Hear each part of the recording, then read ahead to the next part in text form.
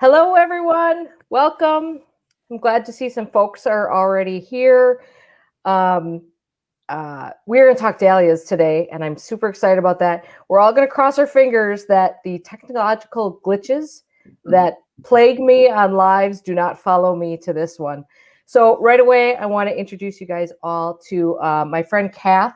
Kath is the horticulture consultant for Longfield Gardens, but more importantly than that, she's sort of my Dahlia cohort. We talk dahlias all the time. And interestingly enough, our taste in dahlias seem to change simultaneously. Like last year, we started comparing lists of what we were going to get, and we were getting all the same color range. So it's interesting. So everybody just give me a little hello if you guys are, I think we're seeing everybody good. You guys can hear us all okay, correct? A little thumbs up or a yes would be great just to make sure. Hello, everyone from Muskegon across the lake. Okay, so we're going to roll right into this. Just so you guys know, we've got Marissa helping us out in the background.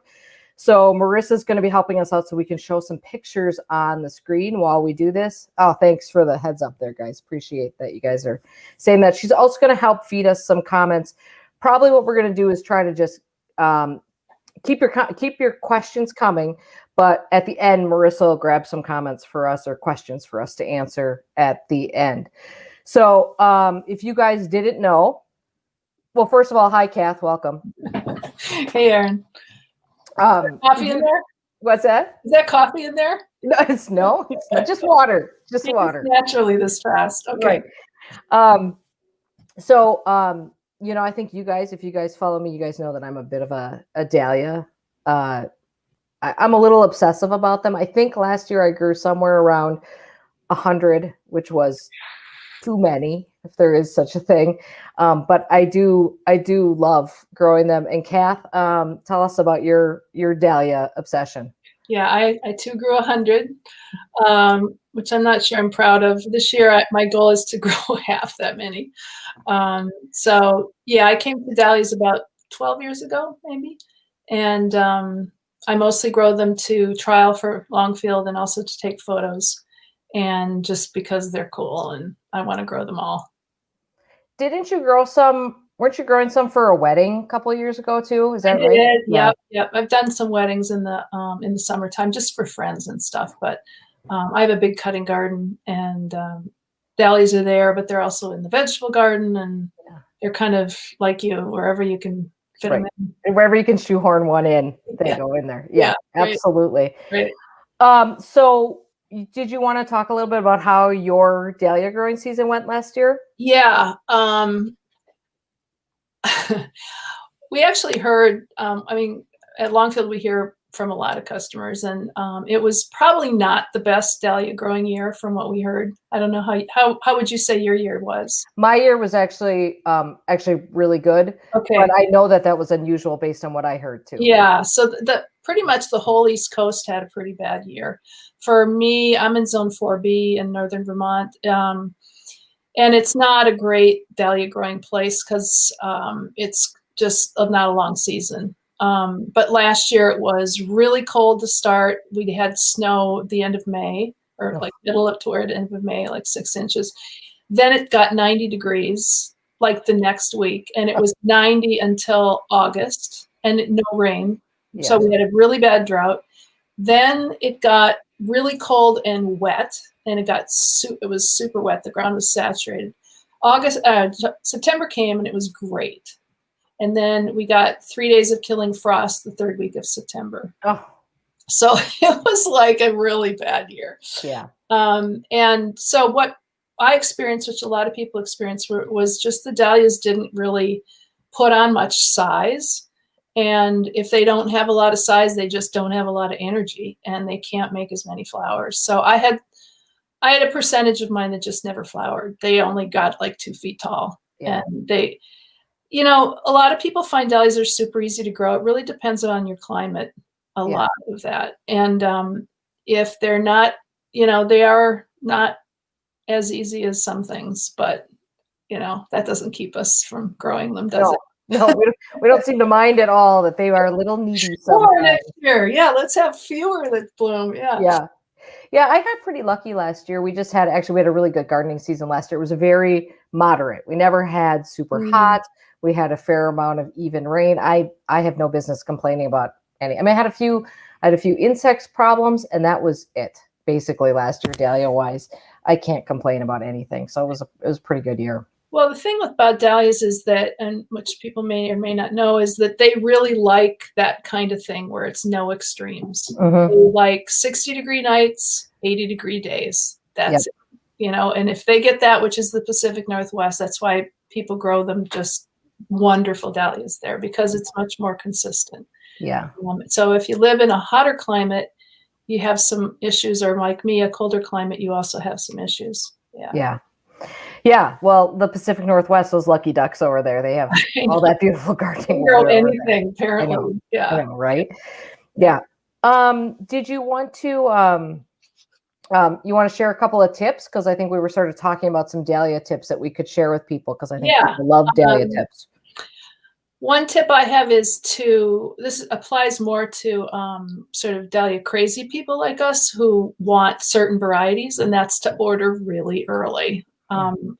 We start selling dahlias in December, and if you go on the website now, there's a bunch that are sold out. So the desirable ones go really fast, or not desirable ones, they're all desirable, as we know. Right. But the ones that might be more unusual or whatever, sell out. So if you want something special, get shopping early and get them ordered.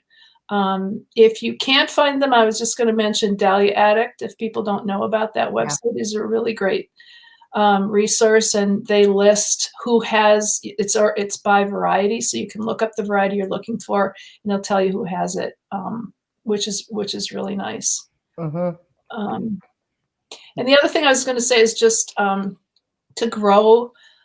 The other tip is grow different kinds. Like, a lot of people don't know there's so many different kinds of dahlias. You know, there's dinner plate dahlias and decorative dahlias and singles and doubles and anemone flowered, and there's a lot. And then within those kinds, there's all different colors.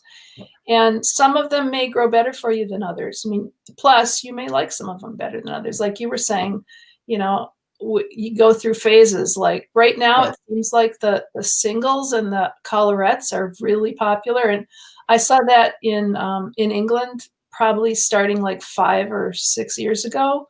And now they're kind of catching on here too.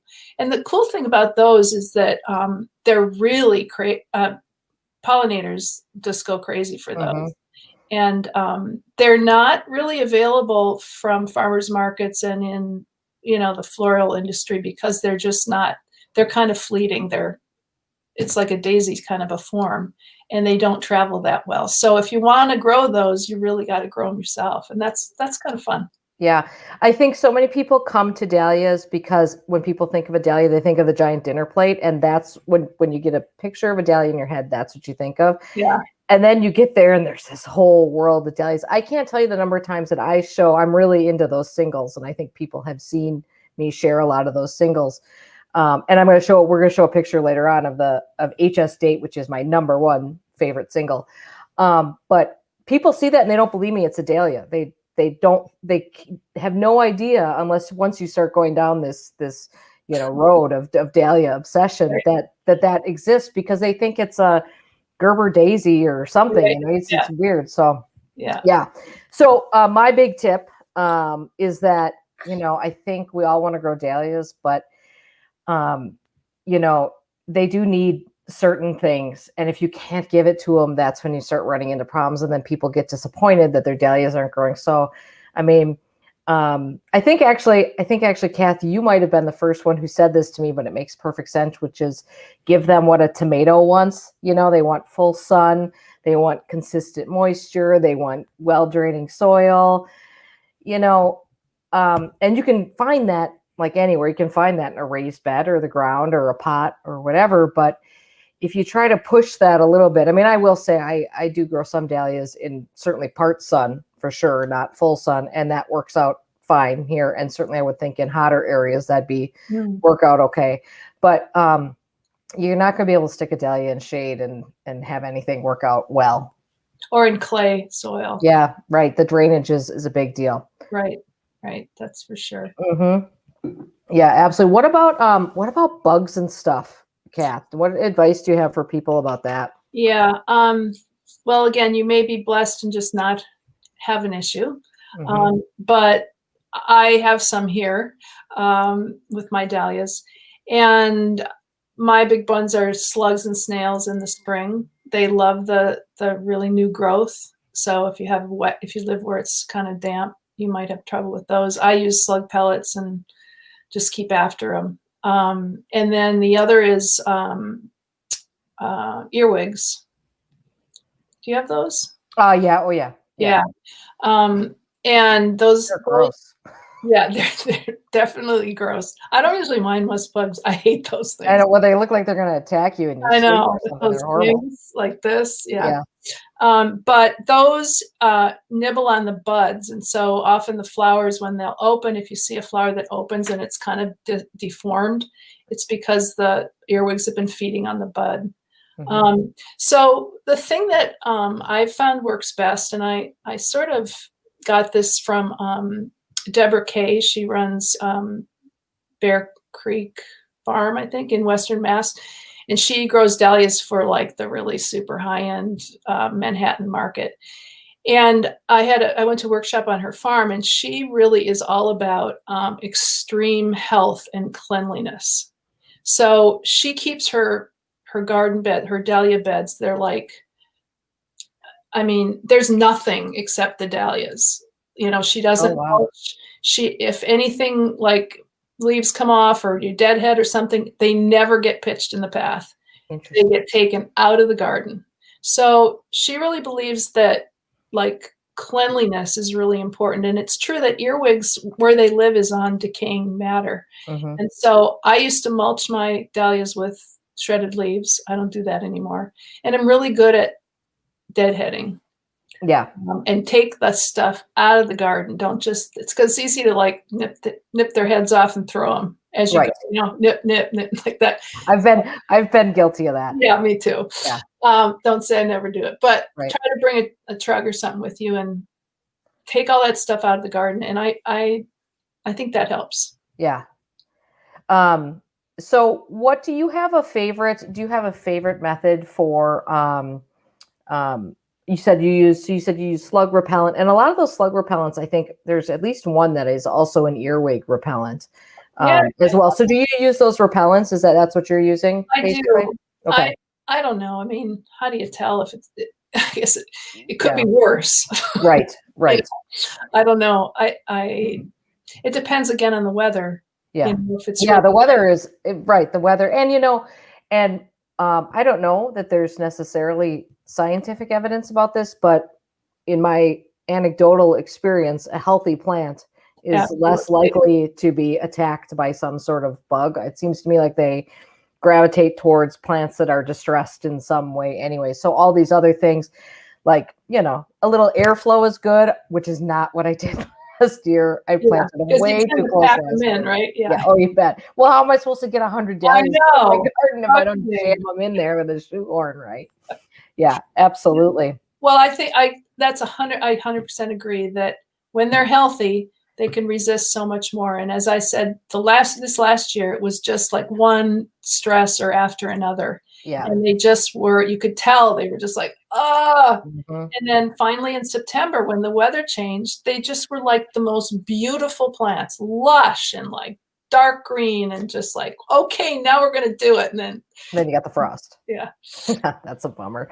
So, one of the things that I think you and I talk about a lot is sort of this idea of kind of pampering your dahlias. And this, I mean, they're not I think you said this already, they're not like a set it and forget it kind of plant. They're definitely something that needs some assistance. So adoration. Right. So, I mean, I would say from the get-go, staking. I mean, maybe this is one of those mistakes you have to make before you really learn your own lesson.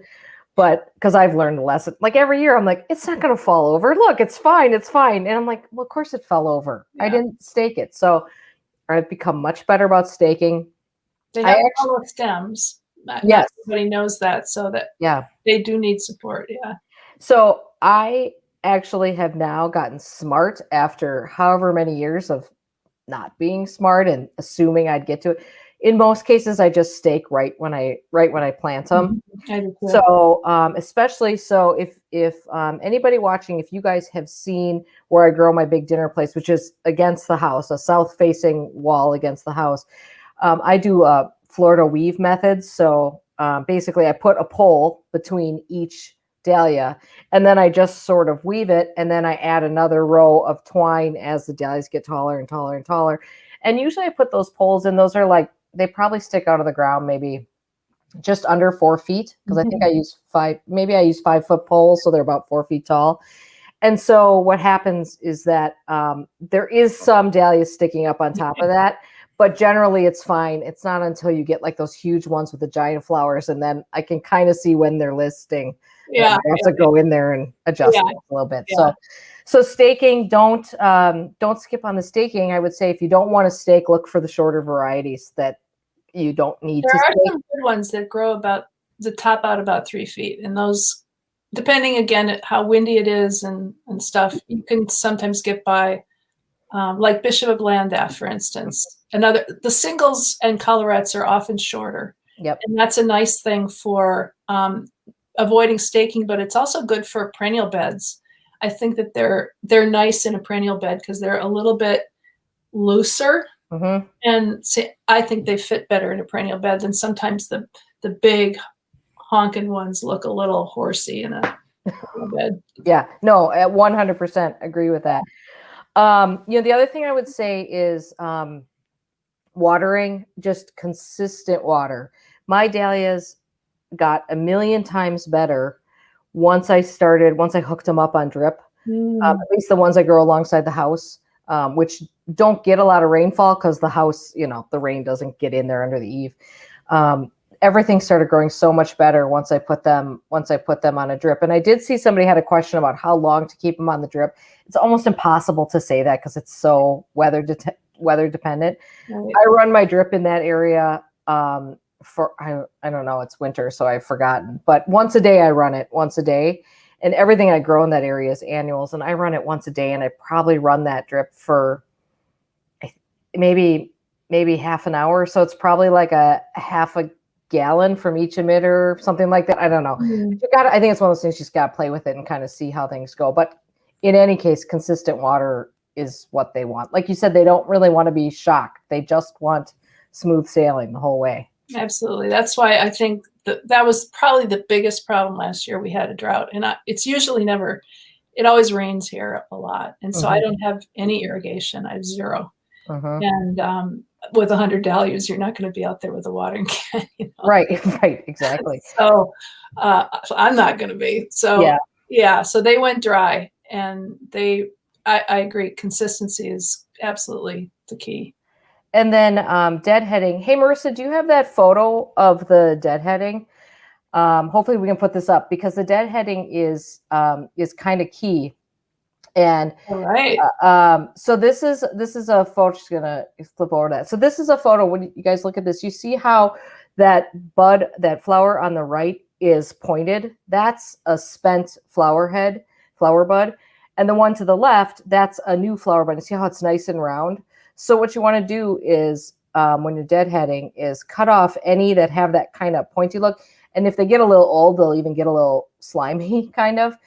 And then when you're deadheading, don't just nip the tip off. Nip it all the way down to where it meets something else. Don't just nip it off and have that raw stem there. Nip it back to wherever it's meeting another flower stem, or if all the flowers on that stem are already spent, cut it back to the next spot because you want it to keep producing new flowers.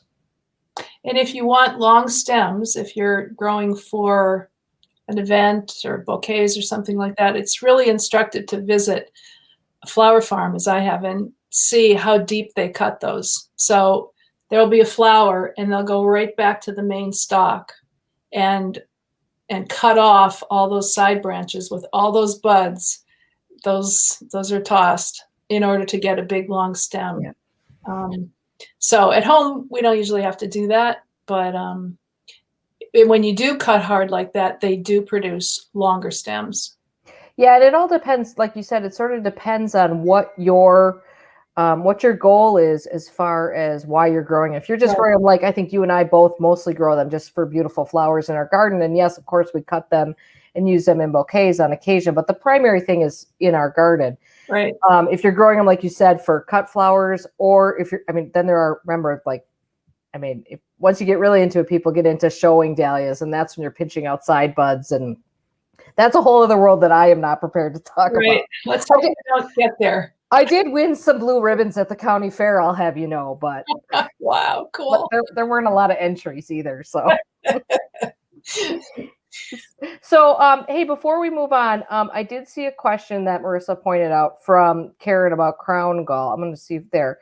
Kath, do you want to just talk about crown gall a little bit? Because it is, people are talking about it a lot these days. Yeah. So the first time I saw this was last year, and it's actually from the research I've done, it's leafy gall.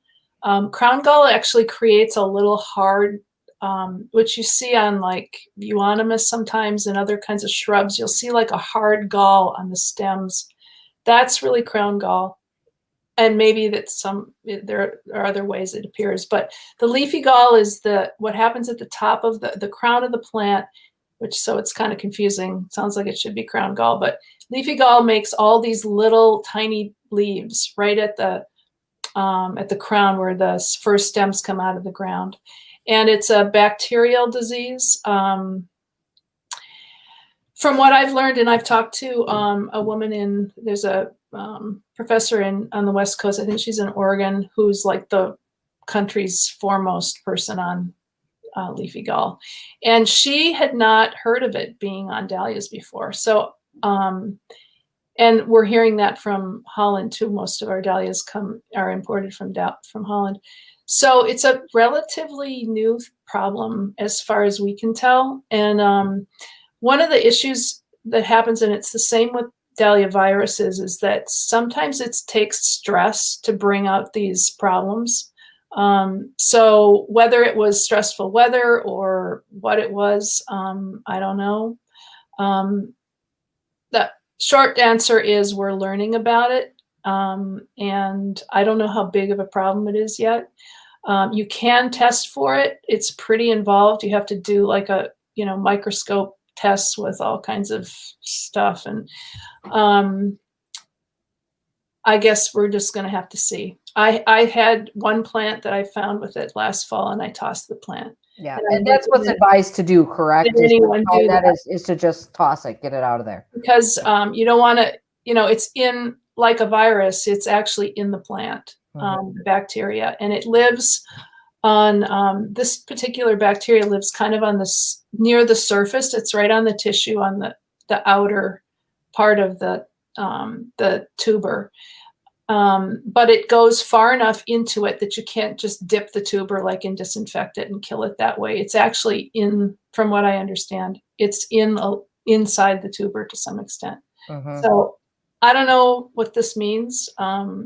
Hopefully not a bad thing, but we don't really have a good sense of how pervasive it is yet. But if you see it, we want to know about it for sure.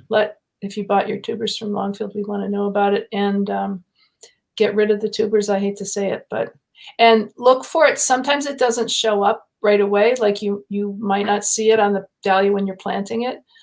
Sometimes it shows up at the end of the season when you're digging up your plants. That's when I found it. Yeah, same here. Yeah. Yeah. So I wish I knew more, but I don't. If people have more questions, I can try to help. But yeah. So should we just talk? I know people have a lot of questions, but we are going to talk a little bit about some of our favorites. Okay. So do you want to go first about some of your returning favorites and why you love them so much? Because I think this is where it gets exciting. Everybody loves talking about their favorite dahlias, right? Yeah. Okay. Here's 3 favorites from. Well, there we go. There they are from this past summer. Yeah. Sundert Mystery Fox, which we're repairing this year. I think we may be out of it since I put this together. But you may be able to find it somewhere else. It's this really crazy coral color, which I don't know how well that comes across here, but I've never seen a dahlia this color. And it's also, I think the name comes from the fact that there are flowers on the same plant that have different colors. So it's like this really deep coral, then there'll be more of a pinker version and a redder version. And it's a ball dahlia. It's about probably 3 inches across. So I find that I love that size. And the ball dahlias, I think we both have, we're sort of in a ball dahlia phase. Yep. And they're just like, the plants produce tons of them. They're super durable. They last a really long time in a vase. And they're just like a miracle. These, like Cornell Bronze, is it Fibonacci spiral of that? Yeah. Mm-hmm. I could look at that all day long. I think that is just the most amazing thing. Cornell Bronze, you can find it. We weren't able to get it this year at Longfield, but I think we're going to have it next year. It has just a little bit of that kind of, I don't know, pinkish color in the middle, but mostly it's just a soft orange. And that's bigger. It's probably, I'm looking at my 1, 2, 3, 4. It's probably 3 to 4 inches across. And then Rip City is just, I don't know, if you grow that, you're just gonna love that. It's velvety. It's more of a classic dahlia form, but it's not too big. It's maybe 5 inches across. And I've heard a lot of people say that Rip City is the best dark dahlia. That's what. Yeah, it's really vigorous. You get tons of flowers. The center's darker than the outside, and it's really velvety. So pretty. Yeah, that's gorgeous. That's beautiful. I know you have some too. That's great. Marissa, you want to flip over to mine? So, okay, so Breakout. So Breakout is actually one that Kath said, you just grow it. You have to. So you are fully responsible for that one. So that's a dinner plate. And it's really interesting because I think, Kath, when you told me about it, you said, if you like cafe au lait, you need to grow Breakout. And cafe au lait is really a color changer, at least in my experience. Mm-hmm. And it's a little bit more muted. But Breakout just has these sort of soft pinks with this yellow center. And sometimes the pinks get a little darker towards the edges. It's also got wider petals. Mm. So it has almost like the flower is a little flatter. And what's interesting to me is that it always seems to point out. Sometimes some of these other ones have a tendency to point down, and it always points out, showing its face to everyone, which is really nice. And nice for the garden, but also really good for a vase because of that, I think. Mm-hmm. And then Joey Morella was new for me last year. So there's my ball dahlia from last year. I planted that. Now that one I barely staked. I just needed sort of, it's a shorter one. So I just put in a bamboo stake for every plant and just kind of loosely twined it to a bamboo, like a shorter bamboo stake. So you never even saw the staking on it. It was just kind of to keep everything sort of generally in the right direction so the whole plant didn't kind of tip over. It bloomed for me. It was one of the first ones to start blooming for me last year. So that would be in July. And it bloomed, as most dahlias do, straight through to frost. And it just kept putting out these great dark flowers. I'm such a sucker for lighter colored flowers and orangier flowers that I need more of this contrast, I think. And it always looks really good in a vase. And the centers stay closed on it, which I kind of like in a ball dahlia. I don't necessarily like those centers to show. So the centers stay closed for a long time on it. They even look good as they fade. I actually think this one that I took a picture of is probably, it's just a touch going over because it's starting to get that sort of more magenta around the edges. Right. But it looks great in that form too. So that's why I took a picture of it, even when it was starting to go over a little bit. They're so dense. The heads are just like packed. Mm-hmm. Yeah. And then HS Date is my, that's my love. I can't imagine being without that one. The best thing about HS Date, which you can kind of see in the background of the picture, it's got dark foliage. So that's where it gets to be, I think, a really good garden plant because it's got that other interest to it, even when it's not blooming. And I find butterflies on it all the time. Big magnet for that. And then I think actually that these singles are ones that if people want to grow in containers, I think they should think a lot about growing these singles because they bloom as long as you keep deadheading them, they don't stop blooming. And so that's great in a container where you always want it to look good. Yeah, and that dark foliage is pretty in a container too.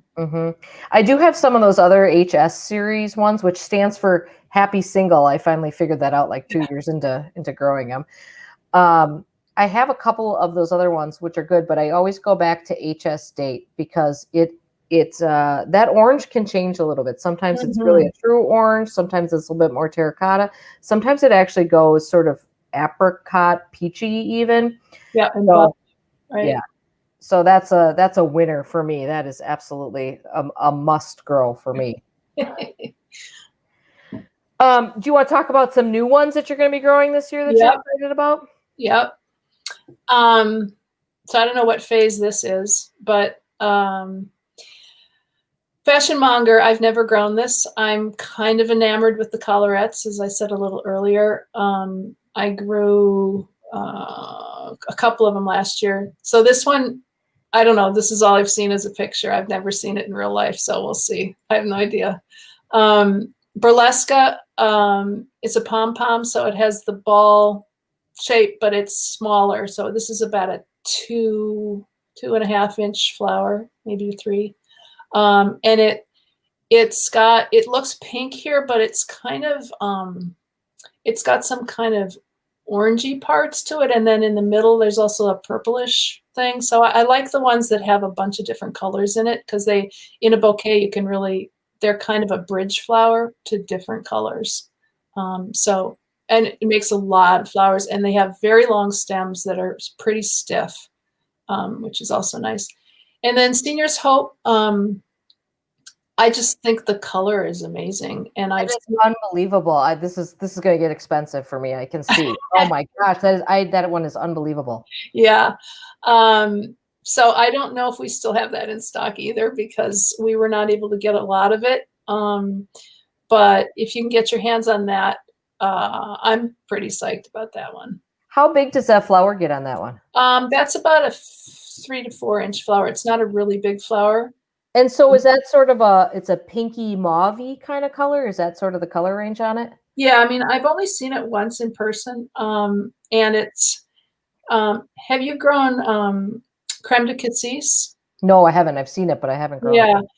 It's, this is one of those color changing dahlias where it looks pretty different, and it depends like where it's being grown and if it's early summer or late summer. But it has this dark undertone on the reverse side of the petals that gives it that kind of, I don't know, magic that I find compelling. That is. I'll let you know. It's gorgeous. Wow, that's got amazing potential there. Wow, neat. That's a zinnia down there on the right. That is. Yeah, and that's really cool. I mean, I always think zinnias and dahlias go so well together. Okay, but look at that. That's probably one of the queen limes, right? Yes, I think that's probably I bet you that's the red one, maybe. Yeah. Well, that's a beauty. Don't everybody go rush out and buy that. Save some for me. Because you want some, right? Okay. I had said I was not doing. I was done shopping for dahlias. I like avert my eyes because whatever. But my weakness. So on my list for varieties. So this is really funny. Because you guys, there's the collarette. So this is really funny. Kath and I just had this conversation, a couple of months ago. And I actually think we had a conversation like a couple of years ago where we said, I don't know about those collarette. Yeah. And now we're both totally into what's the big deal? I know. Right? So this Kelsey Sunshine is actually pretty, but there's another one. Unfortunately, I think that one is sold out. It's Kelsey Annie Joy. It's kind of in that apricot range that I seem to always go for.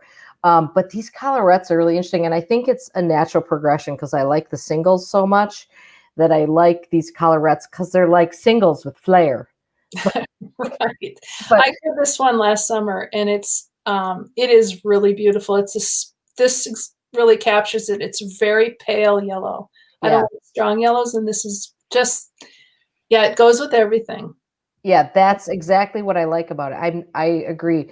I think in my garden in particular, a really goldy yellow is a tough to work in, but this works in my garden in particular really well with all the pinks and the apricots and stuff that I have going on. White Onesta, I have decided that now this is a little bit of this has a little bit of a water lily type form to it. I don't know if it's technically classified as a water lily form or not, but this one I really like. I don't grow, I think I've only grown 1 or 2 white dahlias, and I decided it was time to remedy that. And I like this one because I think it kind of has, you don't really see it as much in this picture, but it gets kind of a little chartreusey in the center, I think. And I love that color. So once it opens up, I just think it's very pure, nice color and very simple, which I think is kind of nice in a white dahlia. And then Wizard of Oz is one that I saw everywhere last year. The whole world was posting about Wizard of Oz. And so I'm like, well, why wouldn't you need another ball dahlia? So yeah, I haven't grown that one. Yeah, so I'm excited. I am really excited about all of those. I'm excited about every dahlia, so it doesn't really matter, I guess. So should we maybe try to see if we can find some questions that people have asked? And I know Marissa has sent a few over as well. Let me just see if I can read some of them. So Bumbling Garden asked about can you use horizontal netting instead of stakes? Would that work? I don't know. I mean, you've been to flower farms. I'm thinking that's not necessarily going to work, but have you seen that at flower farms at all?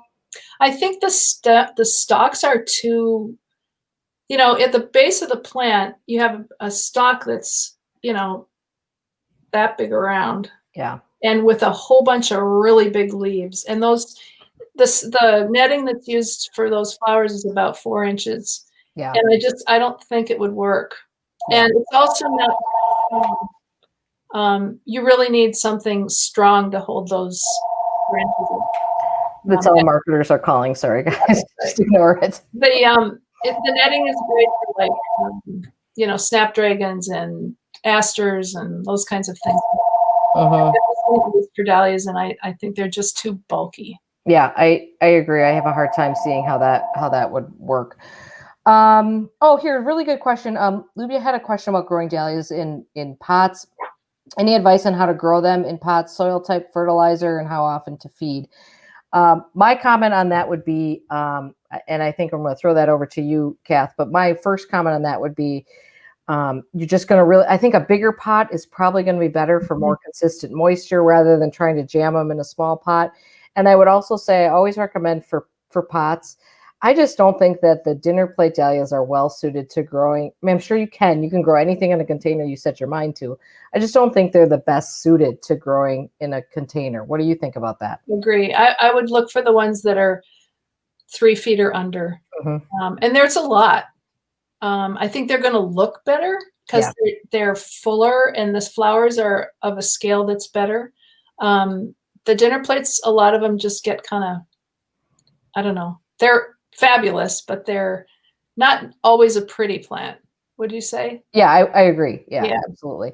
And the other thing is that I just don't feel like with those dinner plates, you just don't get the same amount of blooms as you get with these smaller ones that just keep producing the flowers. That's right. I mean, flower farmers count on getting, I think it's like 4 or 6 flowers for the season from a dinner plate plant. I mean, they're cutting them long, but still, it's just not that many flowers. Right. And we want lots of flowers. Yeah, especially, I mean, we're growing these for beautiful gardens, so we want them for sure. And especially in a pot. Yeah. Food forest next door wanted to know about deer being a problem. And I know you guys get this question at Longfield all the time.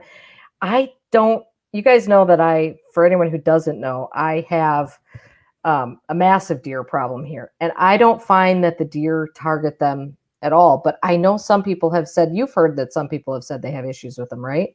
Yeah, I don't have trouble with them either. Yeah. I don't, but, where deer are a problem, right? I don't know, they'll eat almost anything. Right. I don't think it's their preferred food. Right. Yeah. I think they're going, if you've got a hosta somewhere in your yard, they're heading over there first. So we know which ones are their preferred foods. Right. Exactly. let's see. Oh, a lot of questions about storing and what to do when you see your tubers starting to shrivel up a little bit in storage.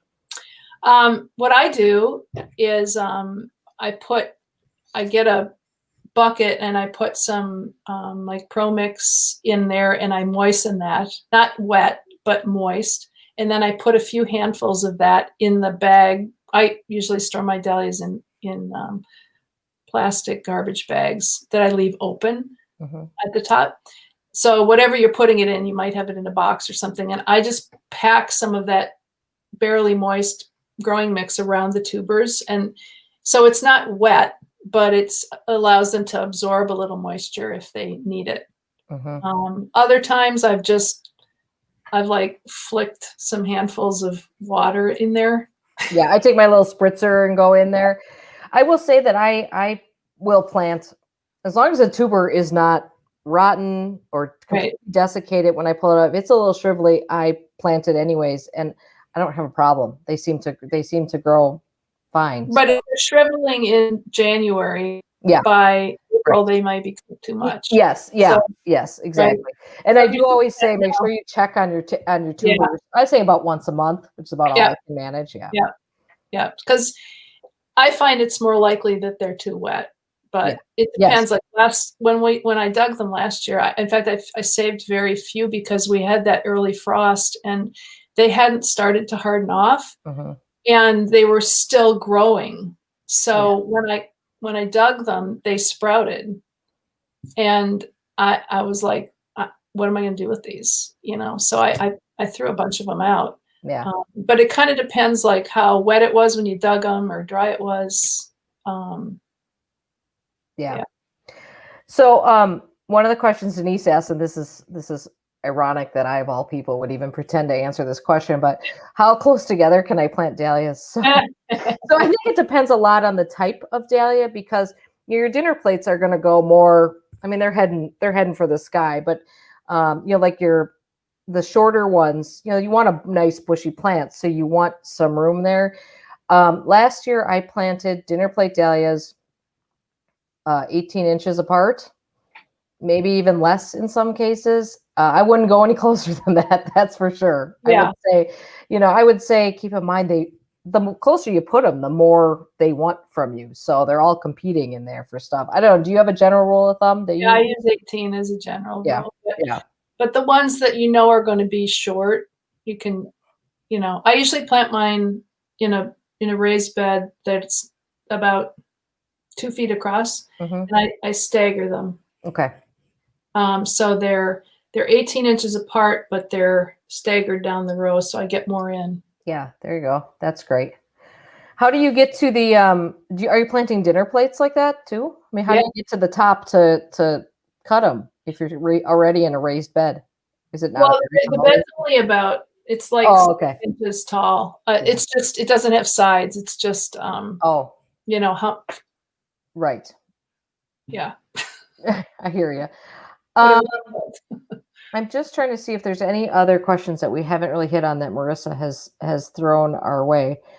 So Soil Margaritas is asking about containers too. I would say the one thing that we didn't, that I sort of went over this about the container question was, what about fertilizing dahlias in containers? Oh, and best fertilizer. We can talk about that too, because Kim's on that. Do you have any preferences on that? I don't know. I think fertilizing dahlias there's a big, like there's so much controversy with dahlias because I think they're so variable from one variety to another, but they are really variable from one part of the country to another, how they grow and what they do and what kind of soil you have and what kind of summer it was and all that kind of stuff. So I think it's hard to say. And I've tried, since I've been doing it for 12 or 15 years, I've tried like every year. It's like, okay, here's what I'm going to do this year. So last year I used Osmocote, and I thought, you know what, I'm just going to try to fertilize them. And I gave them each like, I don't know, a tablespoon or two on the soil surface, probably the end of June, maybe. So gave them a chance. I don't think it's good to fertilize them right away. I think they need to kind of get going. But it was so dry, the Osmocote probably didn't really work. and there were so many other issues. So I've tried that. I know they like a lot of compost. I always put a couple inches of compost all down the beds. And I've used seaweed, I've used fish, I've used, all kinds of stuff. Mm-hmm. I don't know. I can't, there's no conclusion. Generally in pots, I tend to just feed more than I would in the garden bed. So I think if you're growing dahlias in pots, you got to water them consistently and fertilize them. And I'd fertilize at least once a month. Oh yeah, I would say at least probably every twice weeks. that. Yeah, every 2 weeks would be my guess.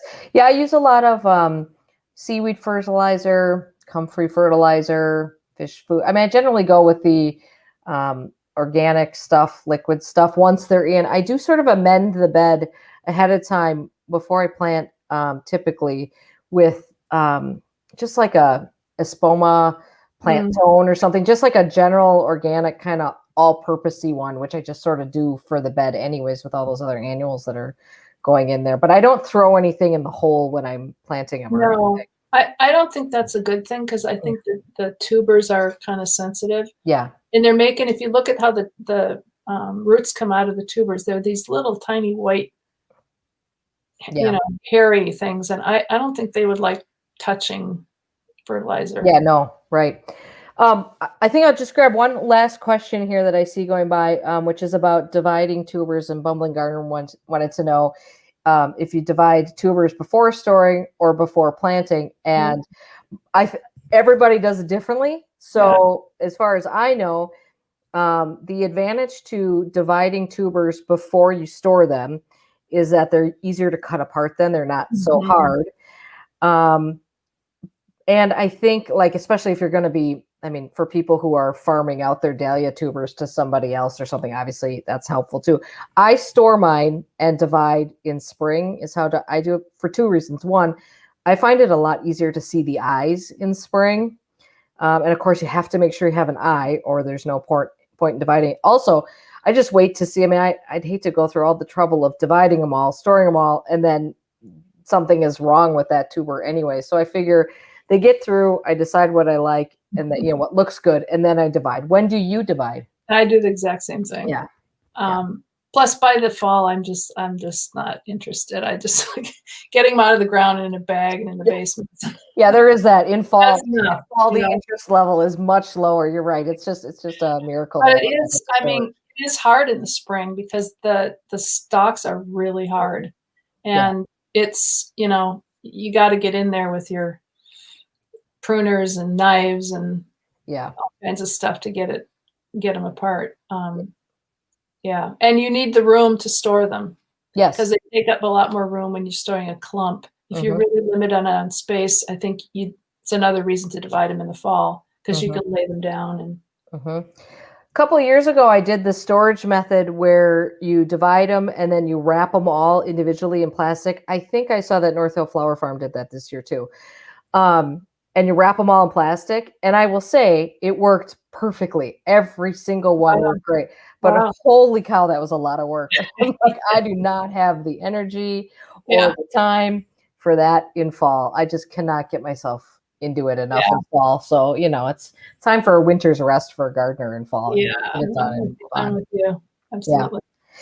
Well, I think we're sort of at the time we had kind of aimed for here. Did you have any parting words you wanted to say, Kath?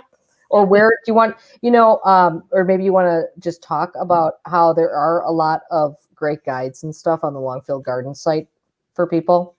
Yeah. There's articles about the different types of dahlias. There's articles about colors. We have all kinds of color things. There's a lot on there. Just on the nav bar, there's a learning section, and there's all kinds of stuff in there. I'd say that dahlias are a journey.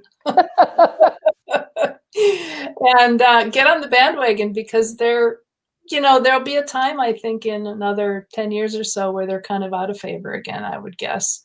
They, like all flowers, they kind of come and go. I mean, what we're seeing right now is kind of a resurgence with glads. And glads have been really on the outs for I don't know, like all of my life. But people are starting to grow glads again. Everything And that's old is new again, I guess. yeah, so dahlias are definitely having their day.